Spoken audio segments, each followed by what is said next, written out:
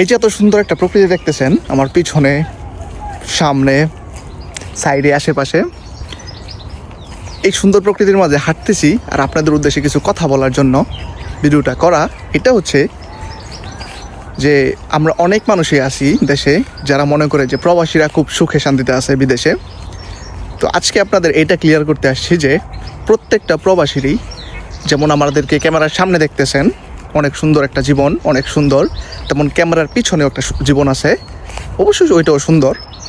তো যেটা বলতে চাইতেছিলাম এটা হচ্ছে আমাদের সকাল শুরু হচ্ছে ভোর 4টায়। ভোর 4টায় কেন বললাম? বিকজ অফ সকাল 4টায় উঠা আমাদেরকে করতে হয় রান্নাবান্না, গোসল কইরা তারপর আমাদের কাজের জন্য রওনা দিতে হয় 6টা বা 7টার দিকে, আসতে হয় বিকাল 4টায়, কাজ কইরা আবার এসে ওই রান্নাবান্না শুরু করতে হয়, বা সকালে যদি কিছু থাকে ওইটা দিয়ে ওইটা শেষ করে রাতের জন্য কিছু রাঁধতে হয়, এই আর কি। তো যাই হোক, ওইটা বলতেছি না।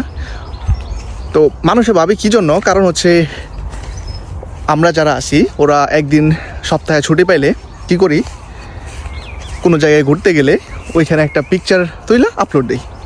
তো ওরা বলতেছে কি অনেক সুন্দর পিকচার, ভাবতেছে যে এই রেসটা দইরা, মানে এই পিকচারের রেসটা দইরা ভাবতেছে যে জীবনটা অনেক সুন্দর কাটতেছে।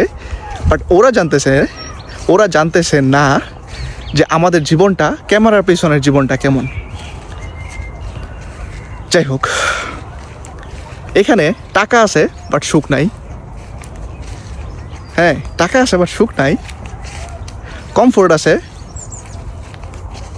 বাট বাবা মা নাই, আত্মীয় স্বজন নাই, বন্ধুবান্ধব নাই, একা একা, সব কিছু একা একা।